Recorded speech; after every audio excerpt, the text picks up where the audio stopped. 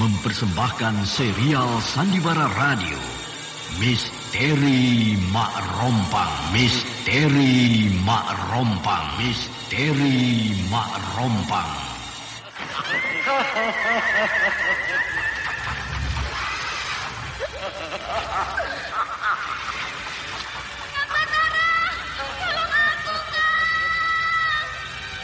Cepat kemari, Wulan. Mak Rompang. Kisah bangkitnya kembali setiap 200 tahun. Seorang anak manusia yang dapat berganti wajah dan wujud. Terkadang menjadi seorang gadis cantik teramat cantik. Terkadang menjadi seorang nenek tua renta buruk rupa yang selalu menimbulkan prahara dan malapetaka mengerikan bagi umat manusia.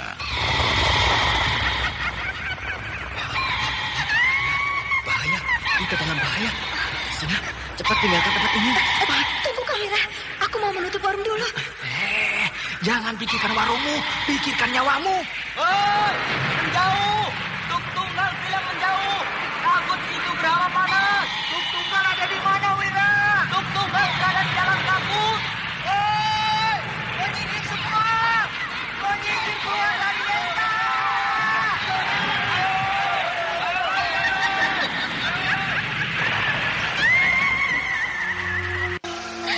Kang Batara bicara sungguh-sungguh.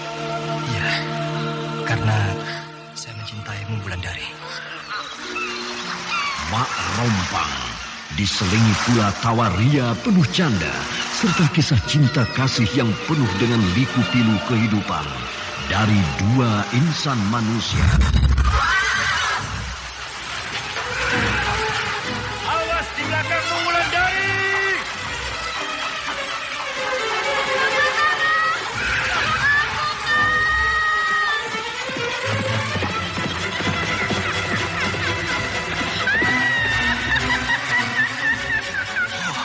Celaka, Wulandari dibawa lari Mak Rompang. Dia.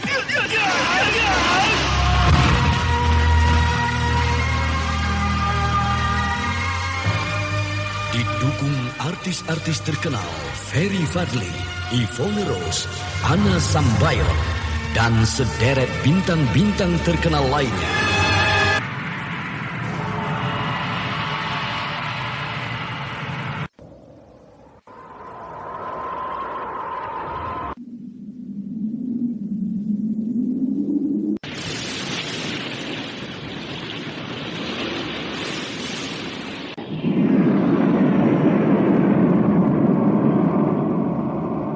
Aku ingin mencari sendiri pembunuh guruku itu. Tapi Kanjeng, kami mohon supaya Kanjeng tetap berada di dusun Panggalo ini. Ikutilah serial Sandiwara Radio Misteri Mak Rompang episode ke-24. Hadiah perkawinan.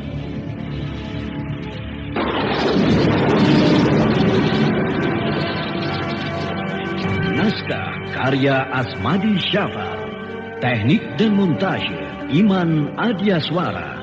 Dengan sutradara Denny Denhas. Serial Anda ke-19 sekarang masih ini mendengarkan didukung Sandiwara Radio para di pelakon. channel Memori Yvonne Rose 80. sebagai Wulandari, Endang Ayu sebagai Dayang pertama, Ajeng sebagai Anindya, Christina sebagai Dayang kedua, dan pembawa cerita Denny Denhas. Pada kisah yang lalu diceritakan bahwa Gandini bertekad akan membantu Ki Harindana membebaskan Raden Wangsa Dirja dari tangan Batara. Bahkan Gandini bertekad supaya Senopati Darmasraya tidak mendapat malu dari kejadian itu. Sehingga Gandini sudah mempersiapkan pasukannya untuk bersama-sama Senopati Darmasraya menyerbu Panggalo. Sementara itu, Wulandari sudah berada di Panggalo bersama dengan Aki Patok. Mereka meninggalkan Tegal Sari dengan keinginan melihat keadaan Batara. Apakah Batara dapat memenangkan peperangan? Ataukah Batara sudah terusir dari kerajaannya? Sesampai di Panggalo, keduanya sangat gembira karena Batara masih tetap duduk di singgasana kerajaan Panggalo. Lihat siapa yang datang itu. Mirip sekali dengan Den Ayu Anindya kan? Jadi betul kan kataku?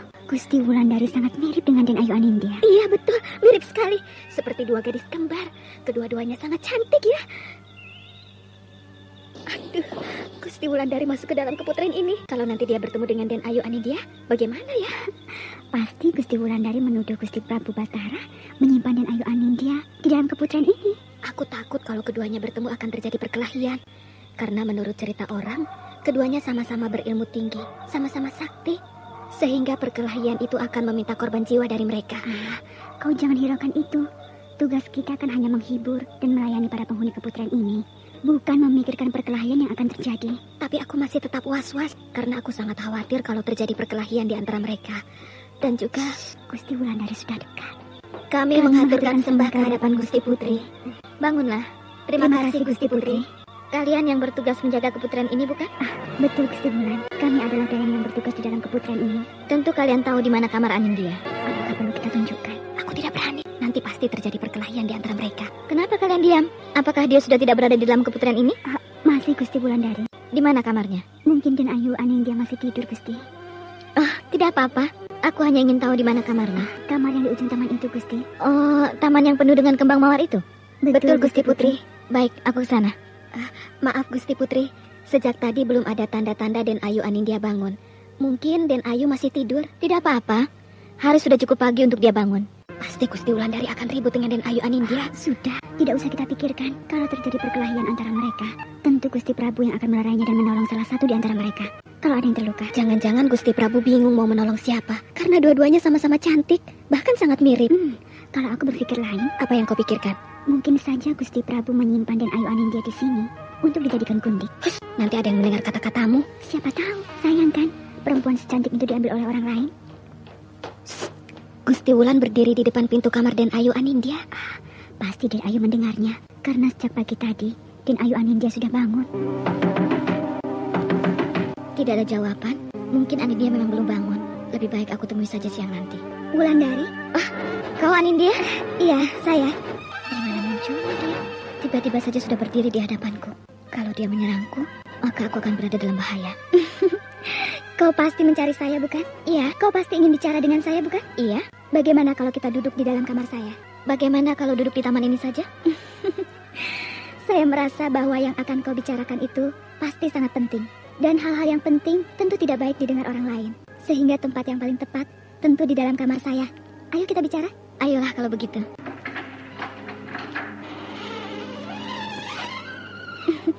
Silahkan duduk Wulandari.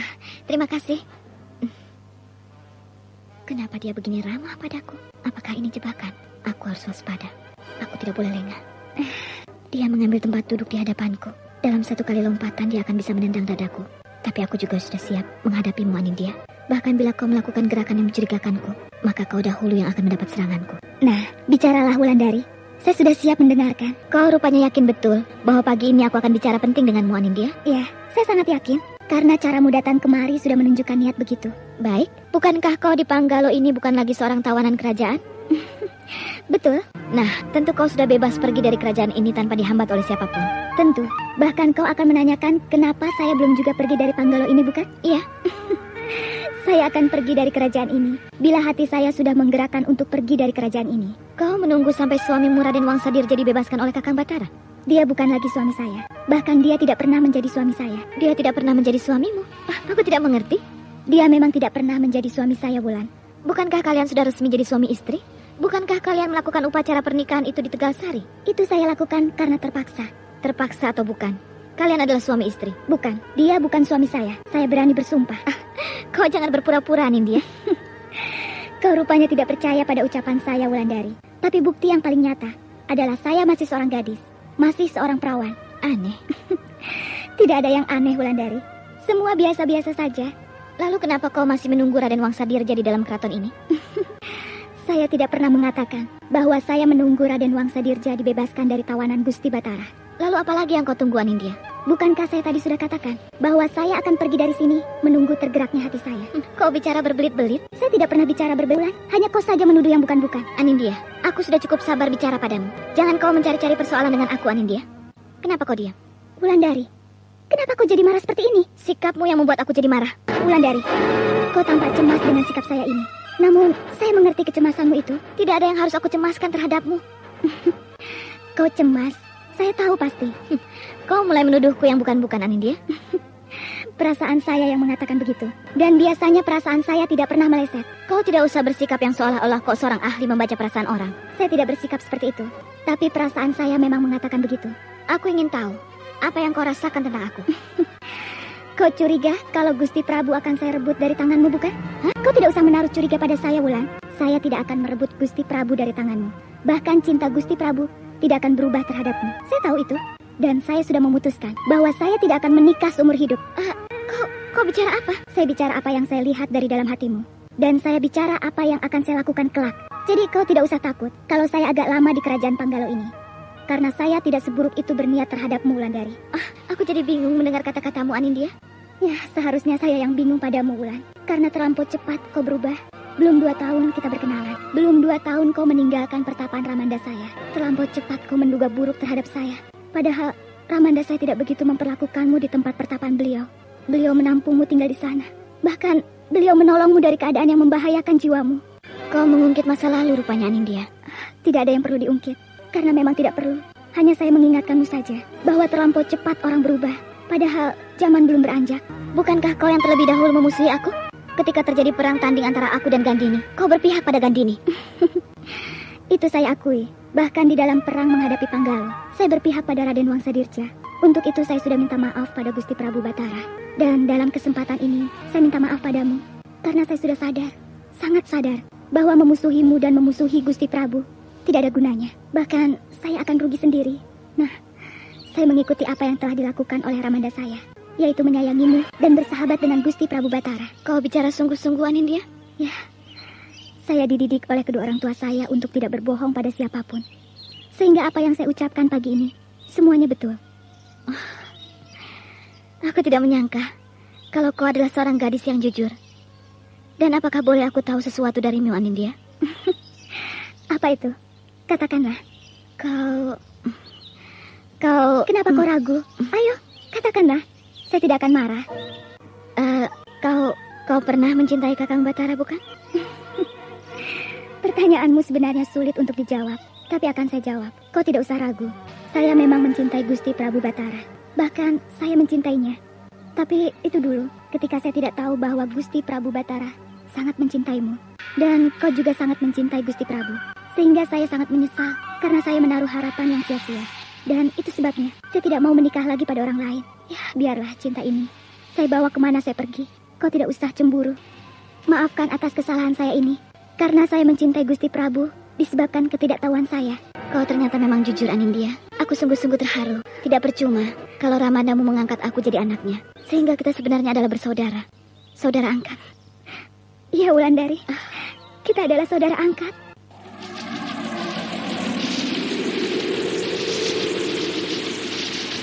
Setelah semalaman Wulandari menginap di dalam keputren kerajaan Panggalo, pagi harinya Wulandari menemui Anindya di dalam kamarnya. Kehadiran Wulandari membuat cemas para dayang di dalam keputren. Karena mereka tahu kedua wanita itu sama-sama berilmu tinggi. Kedua wanita itu sama-sama cantik. Dan pasti mereka akan bertempur memperebutkan Batara. Namun apa yang dicemaskan para dayang belum juga terjadi. Walau Wulandari lama sekali berada di dalam kamar Anindya, bahkan Anindya dengan sangat bijaksana serta ramah yang bukan main, bicara dengan Wulandari dari hati ke hati. Sehingga Wulandari merasa heran dengan sikap yang begitu sopan. Bahkan sikap Anindya itu mengingatkan Wulandari kepada ayah Anindya yang bernama Jaka Ardana. Ayah Anindya adalah seorang petapa yang sangat baik dan penuh kesopanan. Lihat, Gusti Wulandari sudah keluar dari dalam kamar Tun Ayu Anindya. Rupanya tidak terjadi perkelahian di antara mereka. Kau yakin bahwa mereka tidak berkelahi? Tentu saja, karena tidak terdengar suara gaduh sejak tadi. Siapa tahu Dan Ayu Anindya sudah babak belur. Bahkan mungkin saja telah mati di dalam kamarnya. Maksudmu? Karena bila orang berilmu tinggi, tidak usah harus mengeluarkan suara ramai untuk berkelahi. Mereka duduk bersila dan mengadu tenaga dalam saja, sehingga salah seorang di antara mereka kalah, lalu pingsan dan mati. Mengerikan sekali kalau memang terjadi seperti itu. Aku yakin sudah terjadi seperti itu. Dan Ayu Anindya telah mati di dalam kamarnya, maksudmu? Gusti Wulandari sedang menunggu. Anda sekarang masih mendengarkan Sandiwara Radio di channel Memori 80. Aku terima sembah kalian. Kau perhatikan wajah Gusti Wulandari ketika lewat di hadapan kita tadi. Aku tidak berani mengangkat kepala. Wah, bodoh kamu. Kau melihat wajah Gusti Wulan? Iya. Berani betul kau. Aku ingin tahu bagaimana wajahnya setelah membunuh Den Ayu Anindya. Bagaimana? Bengis? Tidak. Dia malah tersenyum puas. Tersenyum puas karena sudah membunuh Den Ayu Anindya? Tentu saja. Apalagi kalau bukan puas karena bisa mengalahkan lawannya. Ngeri sekali kalau aku membayangkannya. Sekarang apa yang harus kita lakukan? Kita harus menunggu. Menunggu siapa? Menunggu pengawal datang mengambil mayat Den Ayu Anindya. Kalau menunggu pengawal, maka mayat itu akan membusuk. Lebih baik kita lihat dulu ke kamar Den Ayu Anindya, baru kita lapor pada pengawal. Ayo.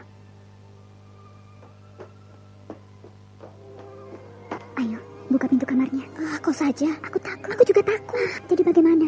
Kau saja yang buka. Baik.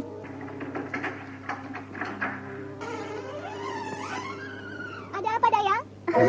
Ada apa? Kalian terkejut melihat saya? Tidak, Den Ayu. Permisi. Iya. Ternyata Den Ayu masih segar bugar. Kau yang bilang Den Ayu sudah mati.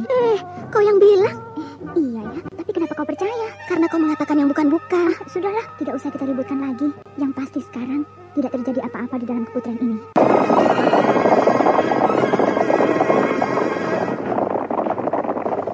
Rombongan siapakah yang datang itu, Kilista? Menurut prajurit pengintai, rombongan itu adalah rombongan Kanjeng Senapati dari Masraya. Oh, betulkah begitu? Betul, Den Ayu. Mari kita sambut kedatangan mertuaku. Siaga, Den Ayu. Aku sudah melihat umbul-umbul kebesaran Senapati Darmasraya.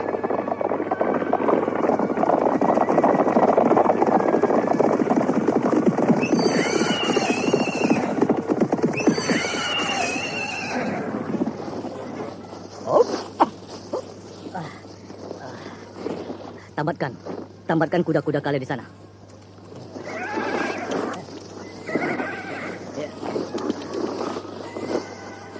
Hamba ke hadapan yang mulia Kanjeng Senapati.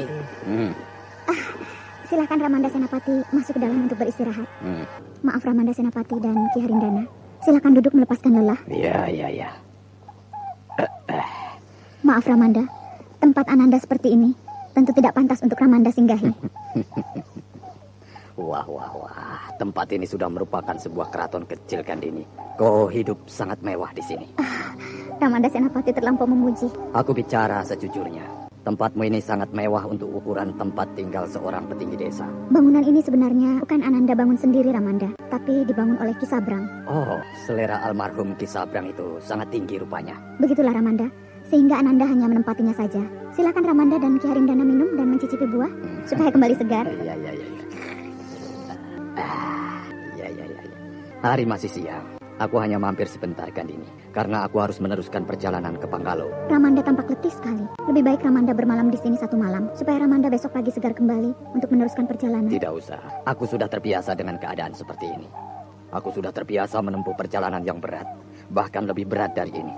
Ayo, Harindana, kita teruskan perjalanan. Siaga, Kanjeng Senapati. Maaf Ramanda, pasukan Ramanda belum selesai beristirahat. Biarlah berangkat sebentar lagi. Mereka sudah terbiasa. Tidak usah dimanjakan. Ayo, Harindana. Siaga, Kanjeng Senapati. Ramanda Senapati, boleh Ananda bicara sebentar? Apalagi yang akan kau sampaikan, Kandini? Ananda mohon maaf kalau kata-kata Ananda ini salah. Menurut Ananda dengar, Ramanda ke Panggalo akan membebaskan Raden Wangsadirja dari tawanan Batara. Iya, betul. Kalau boleh Ananda tahu, jalan apa yang akan Ramanda tempuh supaya Raden Wangsa dapat bebas? Jalan yang akan aku tempuh tentu jalan yang diminta oleh Prabu Batara. Meminta maaf pada dia, Ramanda? Apa boleh buat? Bukankah dengan jalan itu martabat Ramanda akan jatuh di mata mereka? Aku tidak melihat jalan lain untuk membebaskan putraku. Bagaimana kalau dengan kekuatan senjata, Ramanda? Ananda siap menggerakkan pasukan Tegal Sari. Kandini, kau tidak tahu keadaan kerajaan Panggalo. Sedangkan kerajaan Darmasraya sudah mengetahui bahwa Panggalo mempunyai angkatan perang yang kuat. Bahkan kekuatan mereka sulit diduga, sehingga sangat berbahaya untuk menantang mereka di medan perang. Jalan yang paling baik adalah memperbaiki hubungan dengan mereka. Kalau kau mau tahu, buktinya adalah perang baru saja berlangsung antara anakku dengan Prabu Batara. Dalam waktu yang tidak sampai 1 bulan, pasukan anakku sudah dapat dikalahkannya. Padahal pasukan yang aku kirimkan bukanlah pasukan kemarin sore, tapi pasukan yang sudah banyak makan asam garam peperangan. Dan kalau kau mau tahu, pengiriman pasukan itu atas restu Sri Baginda Maharaja Darmasraya. Walaupun mereka berperang tidak atas nama kerajaan. Sudah jelas? Sudah, Ramanda.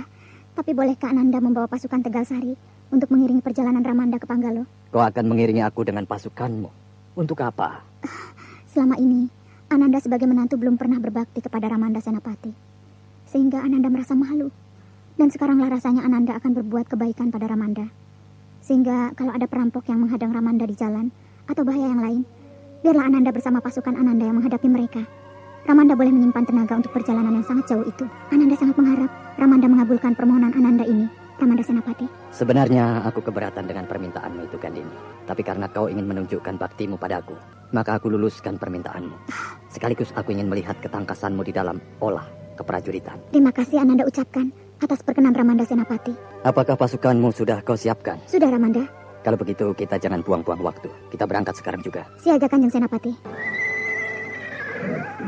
Hei, Tembong. Kenapa kau diam saja seperti patung? Maaf, Tenayu. Tidak ada waktu lagi untuk bicara. Semua sudah siap di punggung kuda masing-masing. Tinggal kamu yang kami tunggu. Ayo, ambil pelana kudamu. Bersiaplah. Kita akan berangkat menuju Panggalo. Maaf, Tenayu. Saya tidak bisa ikut, Tenayu. Tidak ikut? Iya, benar, Tenayu. Kenapa tidak ikut? Apakah kau takut menghadapi Batara? Bukankah tugasmu nanti tidak menghadapi Batara? Masih banyak orang-orang tangguh di dalam rombongan ini. Bahkan ada Ramanda Senapati Darmasraya yang berilmu tinggi. Jadi kau tidak usah takut. Bukan saya takut menghadapi perang, Tenayu. Tapi saya mohon pamit. Pamit? Iya. Aku jadi tidak mengerti kata-katamu, Tembong. Hari ini saya akan meninggalkan Tegalsari. Kau mau kemana, Tembong? Saya sudah putuskan untuk pergi menjadi petapa, Tenayu. Menjadi petapa? Iya. Menjadi petapa adalah sifat orang yang putus asa di dalam hidup ini, Tembong. Saya tidak putus asa menghadapi hidup, Tenayu. Tapi sudah saya pikirkan bahwa panggilan hidup saya di masa datang adalah menjadi petapa. Saya ingin hidup jauh dari keramaian, jauh dari kebisingan. Anda sekarang masih mendengarkan Sandiwara Radio di channel Memori 80. Sudah pandai kau bicara rupanya, Tembong. Sehingga kau bisa mengatakan seperti itu. Bukan, Tenayu. Saya hanya bicara apa yang terasa oleh saya. Jadi, betul-betul kau akan menjadi pertapa? Ingin menyepi dari keramaian dunia ini? Iya, Tenayu. Ya, apa boleh buat. Kalau itu sudah menjadi keputusanmu, pergilah. Terima kasih, Den. Bawalah kuda itu untukmu. Mungkin perjalanan yang akan kau tempuh jauh. Tidak usah, Tenayu. Terima kasih. Biar saya berjalan kaki saja. Tenayu, saya permisi. Kiwista, saya permisi. Dan saya mohon maaf kalau selama ini saya banyak membuat kesalahan terhadap Den Ayu dan juga terhadap Kiwista. Tembong, keputusanmu sangat mendadak. Sehingga aku jadi bingung. Tidak perlu bingung, Kiwista. Saya sudah memutuskan masa depan saya.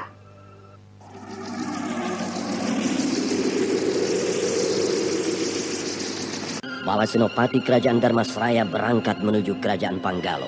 Di perjalanan, Senopati itu singgah di Tegalsari. Di sana dia hanya sebentar saja mampir untuk melepaskan lelah. Ketika Senopati bersama rombongannya akan kembali meneruskan perjalanan, maka tiba-tiba Gandini menawarkan diri untuk ikut serta. Gandini bahkan sudah mempersiapkan pasukan Tegalsari untuk mengiringi dan menjaga rombongan Senopati.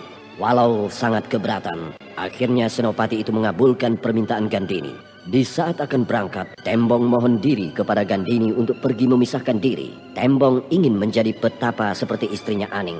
Kepergian Tembong sangat menyedihkan Gandini. Karena walau bagaimanapun, banyak hari-hari yang indah telah mereka lalui berdua. Walaupun sebenarnya keindahan itu mereka jalani, sudah menyalahi aturan hidup sebagai manusia yang beradab.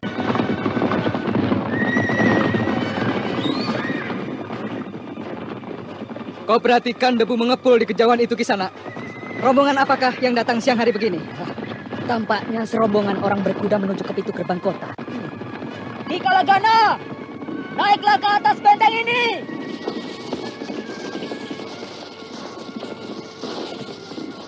Ada apa, prajurit? Ada rombongan berkuda menuju pintu gerbang kota. Kuda-kuda mereka berlari dengan cepat. Berarti itu bukan rombongan orang biasa, tapi pasti pasukan berkuda yang sangat terlatih. Kita harus menjaga segala kemungkinan. Hei, tutup pintu gerbang kota. Bagus. Pintu gerbang kota telah ditutup rapat. Mereka tidak mungkin bisa mendobrak. Sekarang apa yang harus kita lakukan, Ki Galagana? Kita lihat dulu apa mau mereka.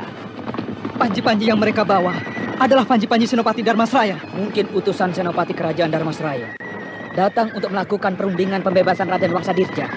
Tapi tidak harus dengan membawa pasukan sebanyak itu.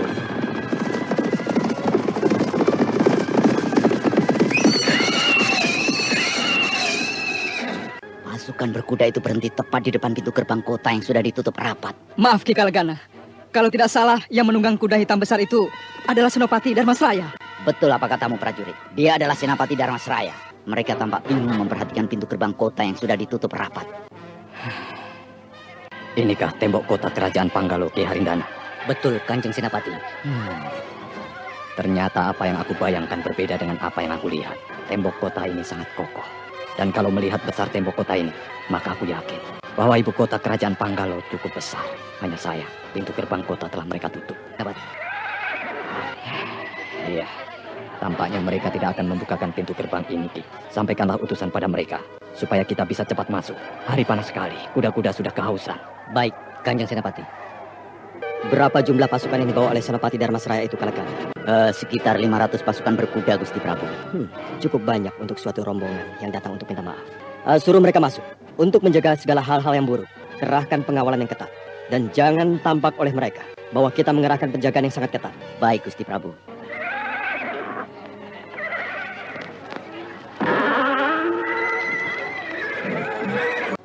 Akhirnya pintu gerbang ibu kota kerajaan Panggalo dibuka oleh para pengawal. Senopati Darmasraya dan rombongan dipersilakan masuk ke dalam ibu kota kerajaan.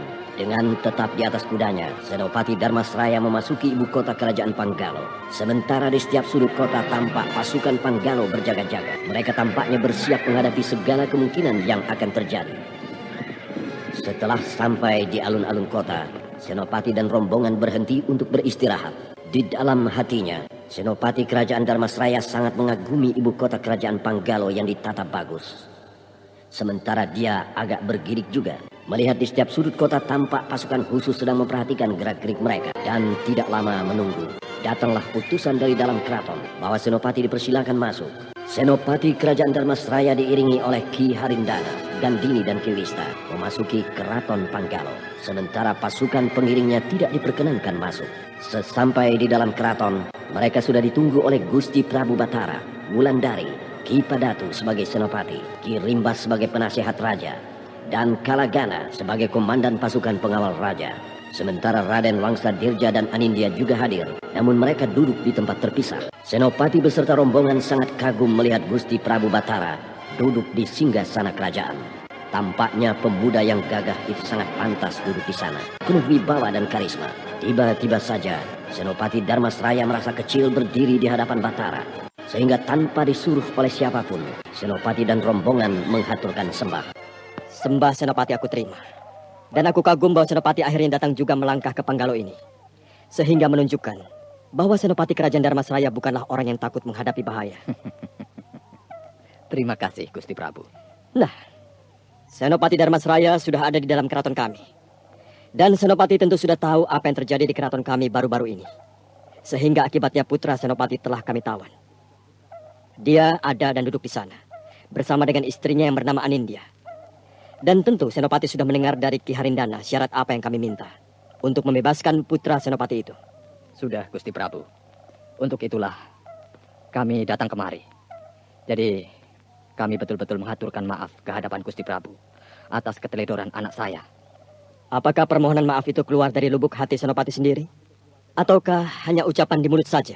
Apa yang saya katakan di hadapan Gusti Prabu betul-betul keluar dari lubuk hati kami yang paling dalam. Baik.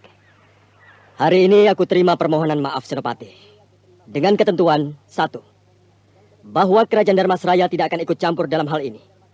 2. Aku dan Kerajaan Panggalo tidak lagi akan memberikan upeti kepada Kerajaan Darmasraya. Kalau kedua ketentuan ini dilanggar, maka Senopati sudah tahu apa akibatnya bagi kedua belah pihak. Berani betul dia mengatakan hal ini di hadapanku. Berarti dia sudah mengukur kekuatan Kerajaan Darmasraya. Kalau melihat kekuatan Kerajaan Panggalo ini sekarang, memang terasa sulit bagi Darmasraya untuk menghadapi mereka. Iya, saya maklum apa yang Gusti Prabu sampaikan. Bahkan Sri Baginda yang memerintah di bumi Darmasraya telah menyampaikan selamat kepada Gusti Prabu. Dengan harapan di masa-masa mendatang, tentu Kerajaan Panggalo akan bekerja sama dengan baik dengan Kerajaan Darmasraya. Rupanya Kerajaan Darmasraya baru sadar bahwa kami perlu diajak berkawan, bukan dijadikan musuh. Apakah hari ini anak saya Raden Wangsa Dirja sudah bisa dibebaskan, Gusti Prabu? Tentu saja akan aku bebaskan, Senopati. Terima kasih, Gusti Prabu. Ramada Senopati, kenapa Ramada begitu mudah takluk di hadapan dia? Apalagi aku membawa pasukan yang cukup banyak untuk mengobrak-abrik mereka. Sia-sia kita melakukan perlawanan. Kekuatan mereka sungguh merepotkan kita bila kita hadapi mereka dengan kekuatan pasukan. Jadi tidak ada jalan lain kecuali apa yang aku tempuh sekarang ini, Gandini. Aku mau langsung saja menghajar mereka di sini. Dan kalau boleh saya bertanya, Gusti Prabu, apakah Raden Wangsadirja dibebaskan dengan istrinya hari ini? Oh, istrinya yang bernama Anindya sudah lama aku bebaskan. Namun dia tidak mau meninggalkan kerajaan ini. Mungkin menunggu suaminya dibebaskan. Hei, kau sebenarnya sudah bukan istri sah Raden Wangsadirja. Kenapa kau masih duduk menunggu Raden Wangsadirja bebas, ha? Gandini, aku bukan Anindya. Aku Wulandari. Oh, kau rupanya Wulandari? Iya. Begitu sombong kau aku lihat. Aku tidak sombong, tapi orang sepertimu tidak perlu aku pedulikan. Keterlaluan kau bicara. Kau yang harus sopan bicara di dalam keraton ini. Karena tempat ini bukan tempat kekuasaanmu. Tampaknya kalian ribut karena saya. Nah, inilah saya. Kalau kau tidak suka, maka marahlah pada saya. Oh, rupanya kau yang bernama Anindya. Aku memang bingung membedakan kalian. Karena kalian berdua sangat mirip, bagaikan saudara kembar. Tapi ingat, aku tidak akan takut menghadapi kalian berdua. Maafkan Dini. Keraton ini di bawah kekuasaanku. Aku tidak suka ada tamu yang begitu lancang membuat keributan di hadapanku, tanpa memperdulikan aku. Maaf, Gusti Prabu. Karena menantu saya ini sudah begitu lancang di hadapan Gusti Prabu. Sekali lagi, saya mohon maaf. Baik. Aku tidak mau berlama-lama lagi menerima kalian. Silakan kalian meninggalkan keratonku ini. Terima kasih, Gusti Prabu. Dan apakah kami juga bisa membawa Raden Wangsadirja? Aku tidak akan menarik apa yang telah aku katakan padamu, Senopati. Nah, silakan membawa serta Raden Wangsadirja keluar dari keraton ini. Terima kasih, Gusti Prabu. Kami mohon pamit dari hadapan Gusti Prabu. Maaf, Gusti Prabu. Sudah setengah hari rombongan Senapati meninggalkan keraton Panggalo. Tentu mereka sudah jauh, sehingga saya ingin pamit pada Gusti Prabu. Jadi sore ini kau akan pergi, Anindya? Betul, Gusti Prabu. Aku tidak akan menahanmu, karena kau adalah orang bebas, bukan tawananku lagi. Hanya, apakah tidak sebaiknya kau berangkat besok pagi saja? Karena sebentar lagi akan malam. Tidak apa-apa, Gusti Prabu. Saya sudah biasa berjalan di dalam kegelapan malam. Ya, silakan kalau begitu. Dan kemanakah arahmu, Anindya? Negeri mana yang akan kau tuju? Saya tidak akan menuju sebuah negeri. Saya akan kembali ke Asa. Saya akan menuju pertapaan Ramanda Jaka Ardana. Apakah kau akan tinggal di sana, Anindya? Iya, Wulan. Saya sudah putuskan akan jadi seorang petapa. Begitu pekatkah keputusanmu untuk jadi petapa? Ki. Ya. Apakah kemah sudah selesai didirikan? Sudah, Kanjeng Senapati. Silakan Kanjeng Senapati menempatinya. Nantilah. Aku sedang menikmati dataran tinggi ini. Pemandangan sore hari sangat indah di sini, sehingga bisa menghilangkan kemurunganku. Betul, Ramanda. Pemandangan di sini sangat indah. Tidak seharusnya Ramanda murung. Raden Wangsadirja, aku murung karena hari ini aku mendapat malu besar. Dan semua malu itu karena membela nyawamu. Kalau tidak, tentu kau akan celaka. Saya minta maaf atas kejadian ini, Ramanda. Karena saya tidak bisa memenangkan peperangan itu. Sehingga saya tertawan oleh mereka. Ini pelajaran berharga untukmu. Dan sekarang kau harus tentukan hidupmu yang sebenarnya. Karena banyak nyawa yang melayang karena ulahmu. Banyak wanita yang kecewa karena ulahmu. Maksud Ramanda Senapati? Contohnya Gandini. Dia masih setia padamu. Dia masih menghormati aku. Sehingga dia berani menantang Wulandari di hadapan Raja Panggalo itu. Tapi kau kecewakan dia. Kau sia-siakan dia. Aku tidak memikirkan dia, Ramanda. Tapi aku sudah berketetapan untuk menjadi suami yang baik bagi Anindya. Anindya? Ya, dia memang sangat cantik. Dan dia juga istrimu. Nah, aku serahkan padamu.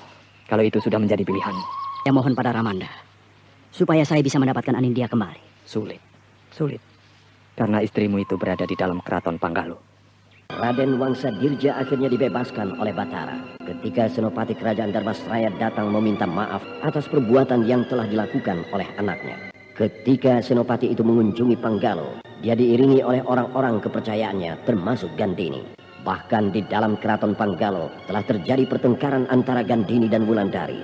Sehingga dengan tegas Batara mengusir Gandini dari dalam istananya. Di dalam perjalanan kembali pulang ke Kerajaan Dharmasraya, rombongan Senopati beristirahat di sebuah dataran tinggi Anda yang sekarang sangat masih indah mendengarkan pemandangannya. Sandiwara Di sana Radio di Senopati channel membahas Memori apa yang telah 80. dilakukan oleh Raden Wangsadirja selama ini.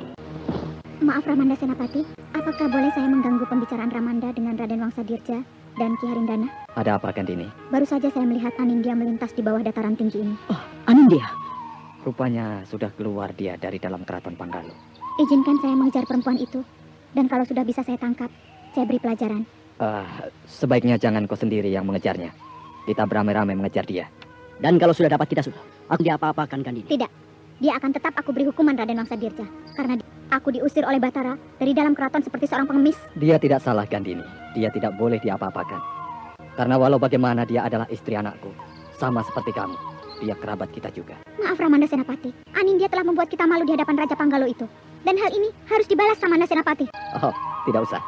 Yang harus kita lakukan sekarang adalah membujuk Anindya supaya kembali kepada anakku Raden Wangsa. Karena kalau dia masih berada di luar lingkungan kita, maka dia bisa saja berbuat macam-macam sehingga nama keluarga kita akan buruk. Orang tua ini masih saja mempertahankan Anindya. Dia sama saja dengan anaknya. Tidak boleh melihat wajah yang cantik dan kulit yang mulus. Sehingga dia ingin supaya Anindya selalu di dekatnya. Kau aku perintahkan sekarang untuk menyusul dan membujuk Anindya supaya kembali kepada anakku Raden Wangsa Dirja. Siaga Ramanda. Nah, berangkatlah sekarang juga. Pakai kuda yang cepat larinya sebelum kau kehilangan jejak Anindya. Siaga Ramanda. Lalu kita akan kemana, Ramanda? Kenapa Gandini pergi sendiri? Besok pagi kita meneruskan perjalanan ke Dharmasraya. Kenapa kita tidak menyusul Anindya bersama-sama dengan Gandini, Ramanda? Tidak usah. Aku yakin Gandini bisa membujuk Anindya. Saya tidak yakin kalau Gandini...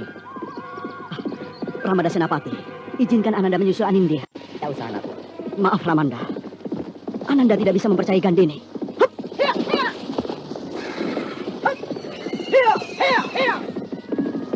Maaf, Kanjeng Senapati.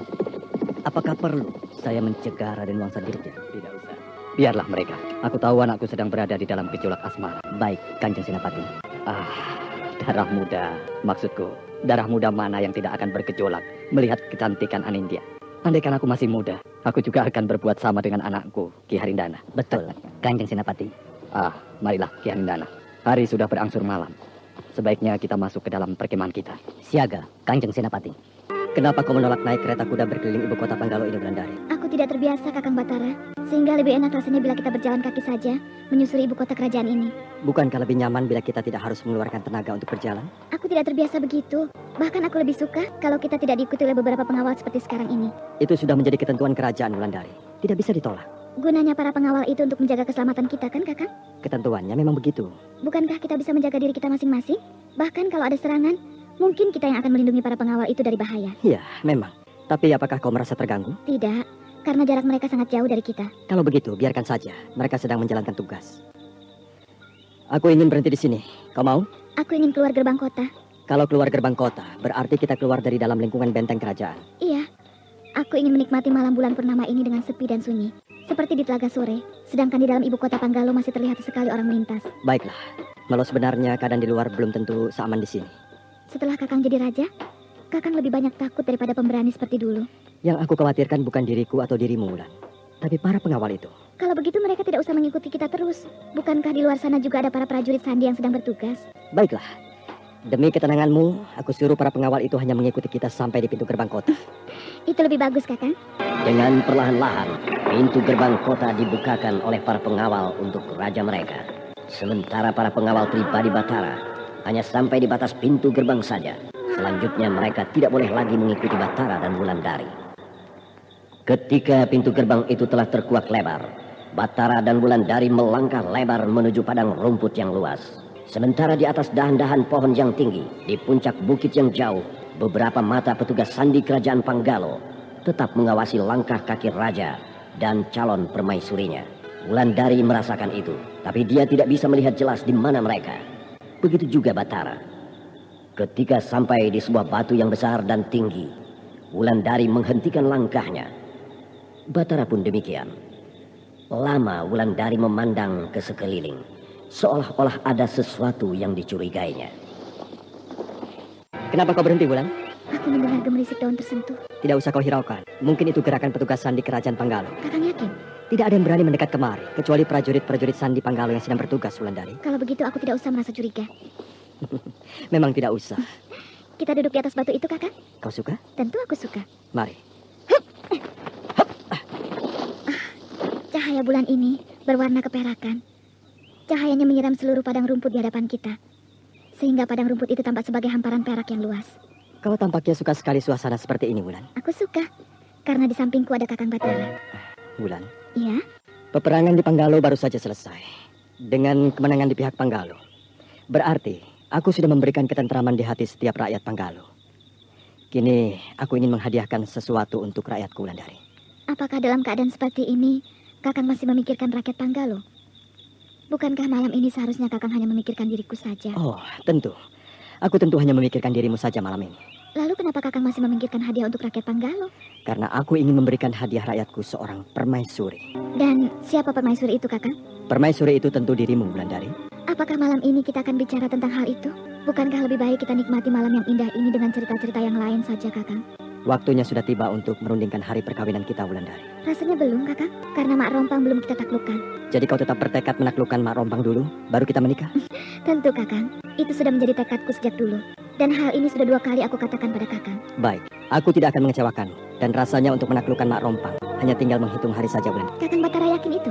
Ya, kenapa tidak? Bukankah kitab 2 mustika sudah tuntas kita pelajari? Bahkan kita sudah memiliki sepasang pedang kayu cendana yang dikatakan di dalam kitab 2 mustika itu. Ya, aku juga begitu, Kakang. Rasanya aku semakin mantap dapat mengalahkan Mak Rompang. Apalagi setelah berada di samping Kakang Batara. Aku mendengar langkah kaki orang di balik semak-semak. Apakah Kakang Batara juga mendengarnya? Ya, bahkan aku sudah tahu siapa yang datang itu. Prajurit Sandika yang mendekati tempat ini. Tentu, Wulan. Yakin? Yakin. Kau tidak usah bersikap seperti akan menghadapi musuh. Nah, kau lihat? Hamba mengaturkan sembah ke hadapan Gusti berdua. Hamba mohon maaf, telah berani mengganggu Gusti berdua. Kau dari prajurit Sandi siapa? Dari prajurit Sandiki Kalagana, Gusti Prabu. Tentu ada berita penting yang akan kau sampaikan, prajurit. Sejak tadi sore, hamba mengikuti gerak-gerik Den Ayu Anindya, Gusti Prabu. Sebagaimana yang telah ditugaskan kepada hamba, Gusti. Lalu? Den Ayu Anindya dalam bahaya, Gusti. Maksudmu? Den Ayu Anindya dibayangi oleh 2 orang berkuda. Kau tahu siapa 2 orang berkuda itu, prajurit? Kedua orang berkuda itu adalah Raden Wangsadirja dan Den Ayu Gandini. Mereka bersenjata lengkap. Sudah aku duga akan terjadi seperti ini. Kasihan Anindya, dia dalam bahaya. Kita harus susul Anindya. Kemana arah Den Ayu Anindya berjalan, prajurit? Ke arah selatan, Gusti. Ke arah Gunung Dempo. Kakang yakin ke sana arah tujuan Anindya? Yakin, karena pertapaan almarhum Ki Jaka Ardana di sana letaknya. Apakah Raden Wangsadirja membawa pasukan? Tidak, Gusti. Mereka hanya berdua. Mari. Mari, aku juga ingin berhadapan kembali dengan Gandini. Maaf, Gusti Prabu. Apa yang harus hamba lakukan? Tolong sampaikan pada Senopati Padatu bahwa aku dan Gusti Wulan menyusul Anindya ke Gunung Dempo. Dan juga kerahkan pasukan secukupnya menyusulku untuk mengimbangi gerakan pasukan Senopati Darmasraya, yang tentu membayangi gerakan yang dilakukan oleh anakku. Siaga, Gusti. Mari, Wulan.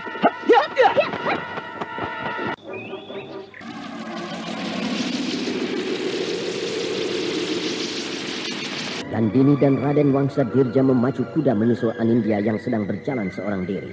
Niat Raden Wangsadirja akan membawa kembali Anindya ke Tegalsari, karena Anindya adalah istrinya. Sementara Gandini bermaksud lain. Dia akan hadapi Anindya sebagai seorang musuh. Bahkan kalau perlu, dia akan habisi Anindya di hadapan Raden Wangsadirja. Pengejaran itu diketahui oleh salah seorang prajurit Sandi Kerajaan Panggalo. Karena Batara memang telah memerintahkan kepada prajuritnya untuk mengawal Anindya dari kejauhan, sehingga sampai di tempat tujuan. Lalu prajurit itu melaporkan kepada Batara dan Wulandari apa yang dilihatnya, sehingga keduanya dengan cepat menyusul Anindya yang sedang menuju puncak Gunung Dempo. Aku merasa tidak enak, seolah-olah ada yang mengikutiku. Tapi aku tidak mendengar tanda-tanda langkah kaki orang mendekat kemari. Akan aku lihat dari atas batu itu. Sepi, tidak ada tanda-tanda orang mengikutiku. Yang tampak hanya hamparan hutan yang berwarna keperakan, disiram cahaya bulan. Aku rasa orang itu berasal dari arah hutan itu. Sebaiknya aku berjalan ke sana, supaya tidak bertemu dengan orang yang membuntutiku. Maaf, Kanjeng Rana Dewi. Kau Daya? Betul, Kanjeng Rana. Mungkin Kanjeng Rana Dewi terkejut dengan kehadiran saya. Ya, sedikit. Kehadiranmu di tengah malam begini pasti akan mengabarkan sesuatu yang penting. Ataukah kau menemuiku hanya untuk melepas rindu saja, Dayang? Di samping rindu, hamba akan mengabarkan sesuatu kepada Kanjeng Rana Dewi. Dan sekali lagi maaf, Kanjeng Rana. Saya datang tengah malam begini karena saya turun dengan melewati cahaya bulan dari kerajaan atas angin. Sekali lagi, saya mohon maaf, Kanjeng Rana. Kau masih saja memanggil aku dengan sebutan Rana Dewi. Maaf, Kanjeng Rana. Saya sudah terbiasa dengan nama itu. Sehingga izinkanlah saya menyebut Kanjeng dengan sebutan seperti itu. Tidak apa, tidak apa. Kabar apa yang akan kau sampaikan padaku malam-malam begini, Dayang? Ada beberapa orang yang membayangi perjalanan Kanjeng Rana, sehingga Kanjeng Rana dalam bahaya. Kau masih Dayangku yang setia, sehingga keselamatanku pun masih saja kau pikirkan. Berapa orang mereka, Dayang? Banyak, Kanjeng. Tapi ada 2 orang mendahului rombongan induk. Kedua orang itu menaiki kuda. Banyak. Apakah mereka itu sepasukan prajurit berjalan kaki? Betul, Kanjeng Rana. Dan yang 2 orang lagi menunggang kuda? Tapi aku tidak mendengar kuda dipacu ke arahku, Dayang. Mereka sedang kehilangan jejak, Kanjeng Rana, sehingga mereka terpaksa menuntun kuda-kuda mereka memasuki hutan itu. Oh, berarti mereka sudah dekat. Kenapa kau gelisah, Dayang? Kau cemaskan keselamatanku? Tentu, Kanjeng Rana. Bukankah aku mempunyai ilmu?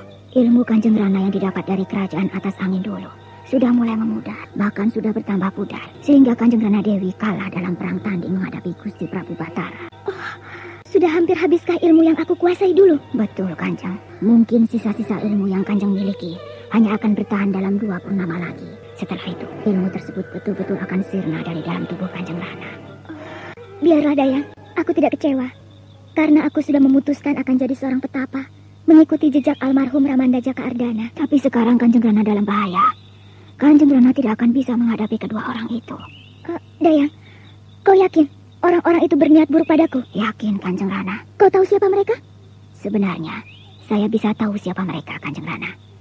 Tapi ada kekuatan besar yang melindungi diri mereka, sehingga saya tidak bisa melihat jelas siapa mereka di dalam cahaya bulan ini.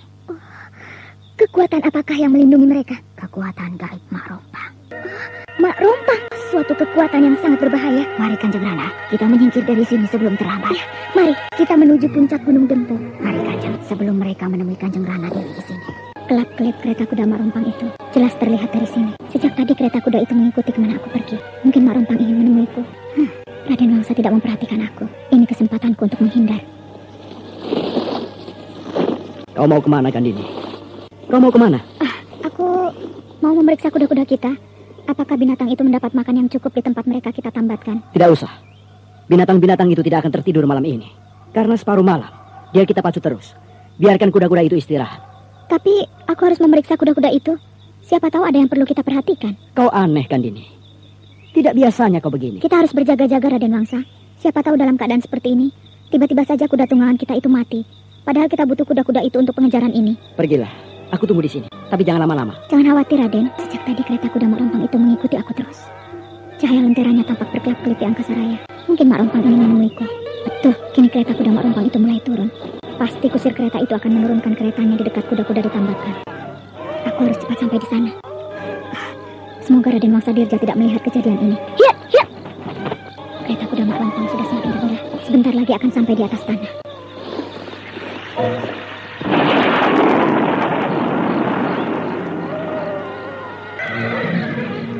Kereta kuda Mak Rompang sudah berhenti di dalam hutan itu.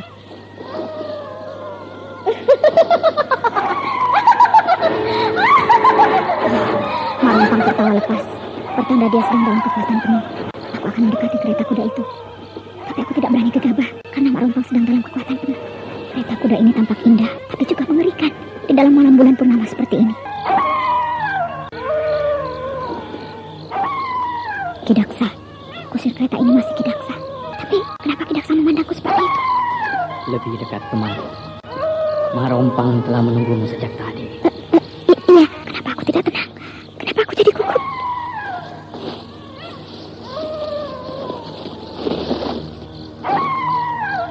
Tidak ada Mak Rompang di dalam kereta kuda ini. Kemana dia? Gandini, kau mencari aku bukan? Iya, tidak. Jadi kau tidak butuh aku di dalam pengejaranmu ini? Aku sedang mengejar Anindya. Kau tahu kehebatan Anindya bukan? Tahu. Aku mencegatmu di sini karena akan terjadi perkelahian yang hebat antara kalian, antara kita dan kelompok Batara. Kelompok Batara? Kenapa harus dengan kelompok Batara? Memang itu yang akan terjadi nanti. Kini, apakah kau mau berpihak padaku atau tidak di dalam pengejaran Anindya ini? Kenapa Mak Rompang yang ikut dalam pengejaran ini? Aku harus balas dendam atas kematian Ki Sabrang. Aku harus balas dendam. Dan kau sebenarnya juga harus membalaskan sakit hati Ki Sabrang kepada mereka. Aku sebenarnya tidak ada urusan dengan Ki Sabrang. Bahkan aku bersyukur atas kematiannya. Ingat, sebentar lagi akan terjadi pertarungan yang menentukan antara aku dan kelompok Batara. Dan kau harus menentukan sikap. Berpihak padaku atau tidak berpihak padaku. Tapi ingat, begitu kau berpihak pada yang lain, maka kau adalah musuhku. Sehingga sekarang pun kau akan kuhancurkan. Tentu aku berpihak pada Mak Rompang. Bagus. Nah, susulah Anindya ke puncak Gunung Dempo. Aku akan melindungimu selama dalam pengejaran ini. Terima kasih, Mak Rompang. Kita akan hancurkan mereka. Iya. Mari Daksa, tinggalkan tempat ini.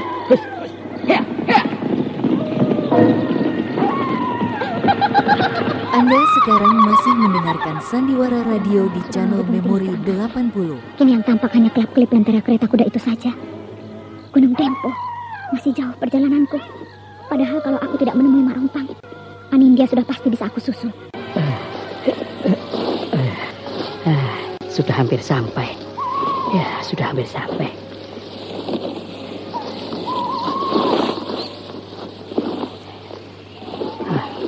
Sebentar lagi, aku akan bertemu dengan Aning.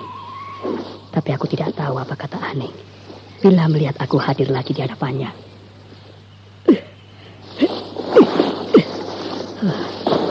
Aku rasanya tidak kuat lagi melangkah.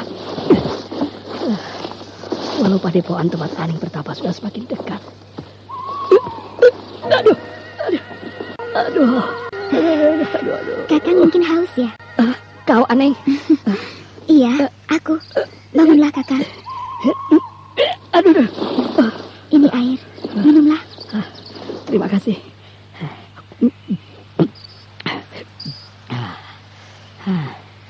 Kau baik sekali, Aning. Menolong orang dalam kehausan adalah perbuatan yang baik, Kakang. Terima kasih. Kakang mau kemana? Mau ke tempatmu, Aning. Mau ke tempatku? Iya. Aku ingin mengikuti jejakmu, Aning. Aku ingin menyepi di puncak gunung ini sampai akhir hayatku. Apakah Kakang sudah berpikir baik-baik tentang niat Kakang itu? Sudah. Lalu kenapa harus kemari? Bukankah untuk menjadi petapa di mana saja bisa? Tidak harus di puncak gunung ini. Aku tahu, Aning. Tapi bukankah di sini dulu Ki Jaka Ardana juga bertapa di sini? Bukan di sini, Kakang. Tapi di sebelah sana. Jadi kalau Kakang Tembong mau ke tempat Aki Jaka Ardana, silakan ke sana. Aku harus turun kembali, lalu naik lagi ke puncak itu? Iya. Di sini hanya khusus untuk petapa perempuan, Kakak. Oh, iya. Baiklah. Tapi beri aku kesempatan untuk beristirahat di tempatmu, Aning. Mari. Ayo.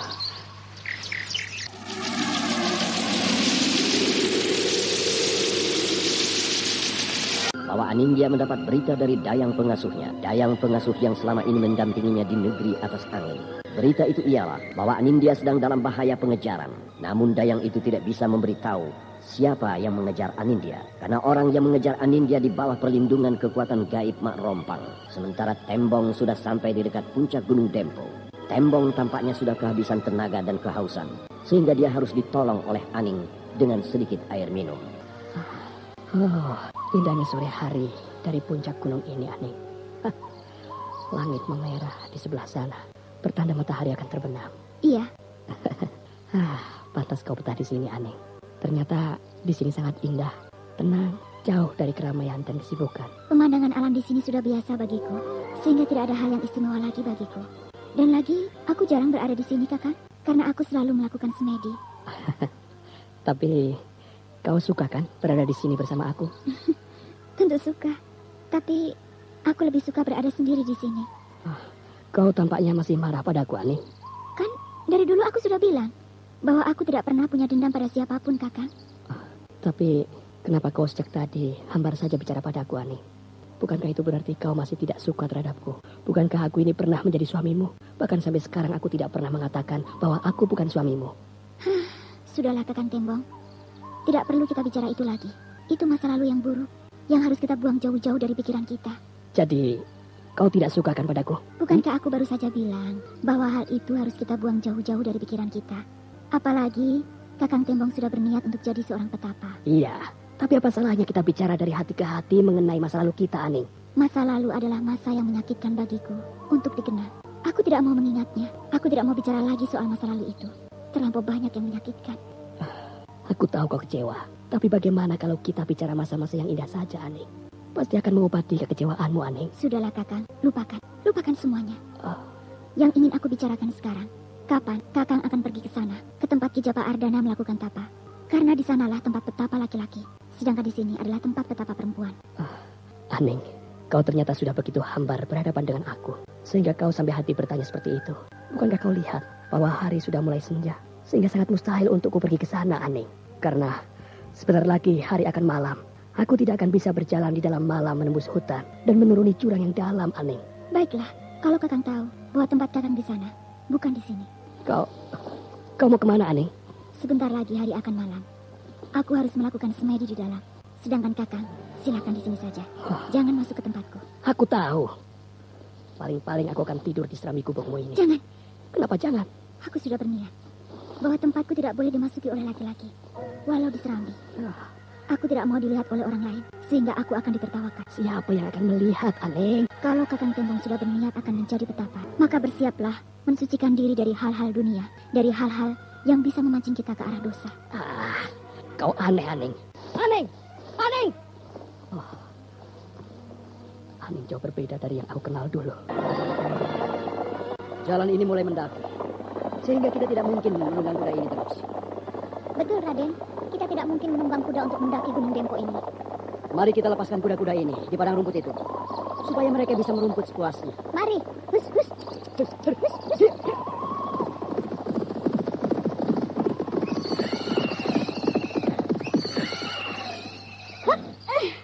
Hop. Oh. Tinggi sekali puncak gunung ini. Mungkin kita akan sampai di puncaknya seminggu atau 2 minggu mendatang, Gandini. Mungkin juga. Apakah kau pernah ke puncak gunung ini, Gandini? Belum.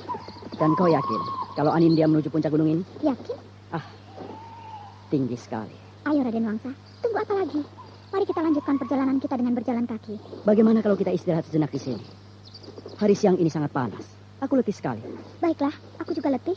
Aku letih sekali, Dayang. Bagaimana kalau kita beristirahat di sini? Jangan di sini, Kanjeng Rana. Kenapa jangan, Dayang? Bukankah tempat ini bagus? Sebuah dataran yang cukup. Padang rumput di sini tampak hijau. Angin sejuk berhembus perlahan. Kanjeng Rana, lihat itu. 2 ekor kuda sedang merumput. Bukankah kuda-kuda itu adalah kuda-kuda tunggangan kedua orang yang mengejar kita? Kuda yang satu itu aku kenal. Itu kuda tunggangan Raden Wangsadirja. Betul begitu, Kanjeng Rana Dewi. Tidak salah, Dayang. Hanya kuda yang satu itu aku tidak kenal pemiliknya. Kalau begitu sudah jelas, Kanjeng Rana, bahwa yang mengejar kita adalah Raden Wangsadirja beserta seorang pengawalnya. Aku rasa begitu. Tapi aneh ya, Dayang. Kenapa mereka yang sampai lebih dahulu di sini? Padahal kita berjalan siang dan malam. Itu pertanda bahwa ilmu yang Kanjeng miliki sudah tidak seampuh dahulu lagi. Sehingga perjalanan yang seharusnya bisa kita tempuh hanya dalam sekejap. Tapi hingga kini, kita belum juga sampai di puncak Gunung Dempo ini. Ya, aku juga merasakannya, Dayang. Sehingga aku merasa sedih. Dayang? Ya, Kanjeng Rana Dewi. Kenapa Raden Wangsadirja dan pengawalnya melepaskan kuda-kuda mereka di sana? Apakah mereka sudah mendaki ke puncak Gunung Dempo? Mungkin, Kanjeng Rana. Lebih baik kita tidak usah menuju puncak Gunung Dempo. Sehingga kita tidak akan bertemu dengan mereka. Aku akan tetap meneruskan perjalanan ke puncak gunung. Karena aku sudah berniat akan kembali dan menetap di sana seumur hidupku. Kalau nanti kita bertemu dengan mereka di Padepokan Ramanda Kanjeng, bagaimana? Aku rasa kalau aku sudah berpakaian sebagai seorang petapa, tentu mereka mengurungkan niat mereka untuk membawa aku kembali ke dunia ramai. Kalau begitu, kita ambil jalan lain, Kanjeng, supaya tidak bertemu dengan mereka. Baik. Ada sepasukan berkuda menyusul kemari. Ini pasti pasukan berkuda Raden Wangsadirja. Aku kenal dengan mereka. Mereka betul-betul ingin menangkapku. Mari kita tinggalkan tempat ini, Kanjeng Rana. Di sini sudah tidak aman. Ayo.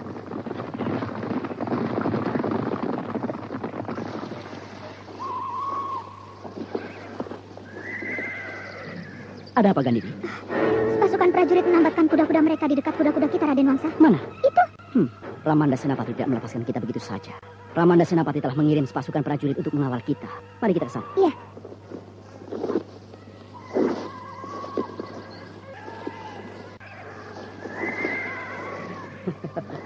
Perwira yang memimpin pasukan itu sudah melihat kita. Iya.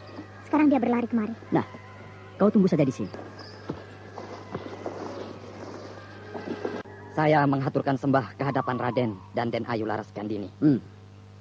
Kalian disuruh Ramanda Senapati untuk menyusul kami, Perwira? Betul sekali, Raden Wangsadirja. Karena Kanjeng Senapati khawatir atas keselamatan Raden dan Den Ayu Laras. Iya. Tapi keadaan kami tidak apa-apa. Tidak ada bahaya. Sehingga kau dan pasukanmu, aku perintahkan menunggu saja di kaki gunung ini. Sampai kami berdua kembali. Siaga, Raden Wangsa. Pergilah. Kalau perlu pasukanmu membuka perkemahan di sana. Sambil menjaga kuda-kuda tunggangan kami. Siaga, Raden Wangsa. Saya permisi. Baik. Bagaimana, Raden? Apakah Raden sudah bersiap untuk melanjutkan perjalanan ini dengan berjalan kaki? Mari. Aku sudah tidak merasa khawatir lagi. Karena kita dijaga oleh pasukan prajurit.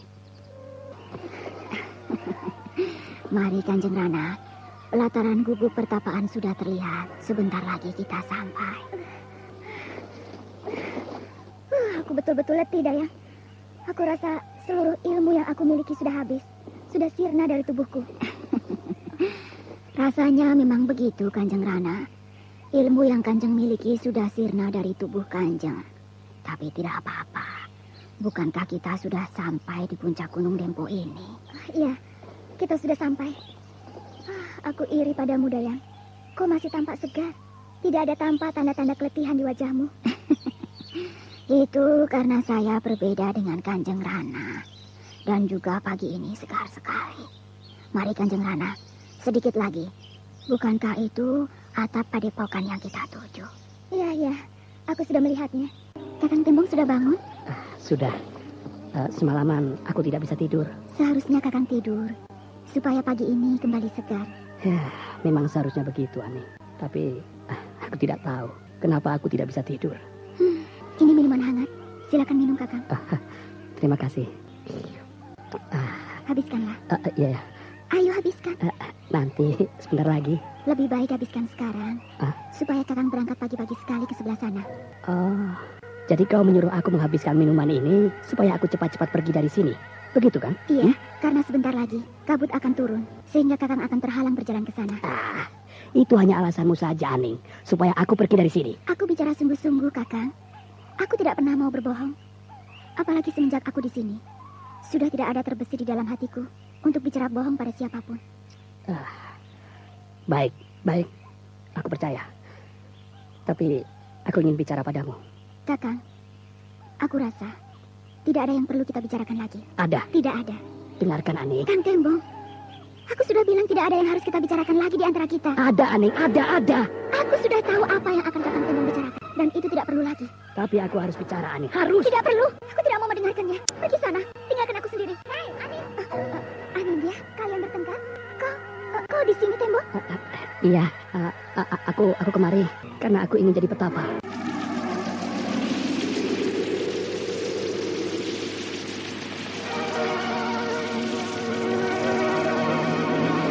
Demikianlah tadi serial Sandiwara Radio Misteri Mak Rompang episode ke-24. Hadiah perkawinan. Dipersembahkan oleh Denhas Adia Suara bekerja sama dengan PT Sinar Effendi Murni, produsen tablet obat kuat Aladina, obat terlambat bulan Menpas Kapsul, tablet obat kuat dan pegal lingu Duta Rema, dan jamu godok Cap Gorilla. Terima kasih atas perhatian Anda. Sampai jumpa.